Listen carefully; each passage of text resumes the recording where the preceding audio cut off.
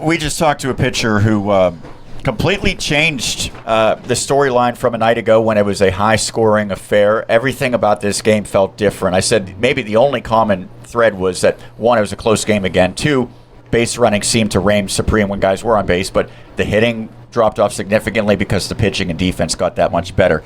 How did you see it unfold, and did you realize at any point in time that this was going to be a really low-scoring game? Yeah, probably in the middle innings. I saw Jaden Struble was throwing the ball really well. He was throwing us off, and same with our pitcher. Joey was pitching great and kind of throwing their hitters off. So kind of probably third or fourth inning in there, I thought it's probably just going to be a low-scoring game where we just got to score enough and play good enough defense, and Joe keep pitching well to pull it off. And that's really been our identity all year. Is if we have a pitcher out there, he's throwing strikes, not walking guys, which hurt us a little bit yesterday. We're playing good defense, and I'll take us against anybody. I know sometimes it's easy to look at something when you already know what the result is and say that was a good play or that was a bad play based on that result. But Luke Bolabosh is at the top of your lineup, I'm assuming because he's got some good speed and because he's an aggressive base runner. Mm-hmm. He's at second base. A flyout goes for the second out of the inning. He tags up, which I said probably is not the right baseball decision. Yet it led to what turned out to be the winning run because it forced an errant throw. He came around to score. Yeah. How do you kind of balance allowing players to be aggressive without letting them run themselves frequently into outs? Well, in that situation, I was actually yelling for him to tag, so he listened. I knew he had the speed. It was deep enough. I knew the outfielder's arm. I knew he had a good chance to beat it out.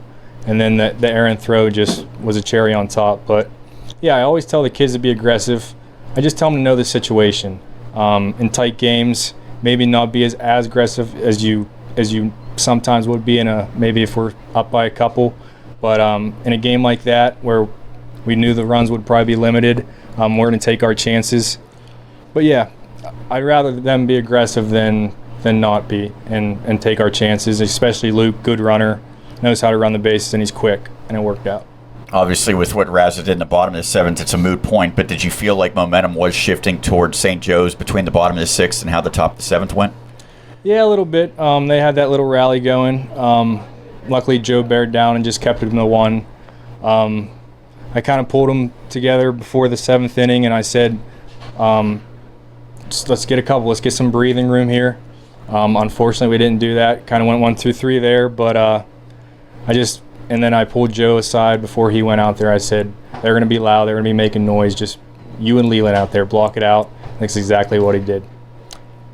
It's hard for the team leading 1-0 to replicate that urgency that your team had because this was your final game if you didn't win it.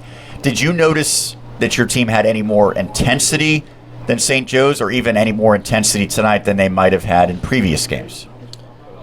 Maybe a little bit. This one was much better. St. Joe's definitely didn't go out there and give us that win. I think they were still definitely trying. I think it was just how it worked out today. They came out on top yesterday. We came out on top today. Tomorrow's to be determined, but I don't think anyone really had any more urgency today. I think they really wanted to finish it out in 2 games, and we didn't want to be done today. So I think, that just showed today. 1-run game. Both wanted it very bad, but luckily we came out on top. So I know that Eicher yesterday pitched and started, and I'm assuming he's not able to throw. And obviously with Raza going the distance tonight, he's not. But other than that, I think you have everyone else available that is physically able to pitch. Mm-hmm. Do you approach tomorrow as all hands on deck? I don't really care what the pitch count is. I just want my best pitcher in any given scenario. Yeah. Yep, exactly. The coaches are going to talk. We're going to see who we want to start that game. And honestly, they're probably going to be on a pretty short leash since tomorrow's the last day no matter what happens. Got a lot of arms available. So if someone out there isn't pitching well, they're probably going to get pulled.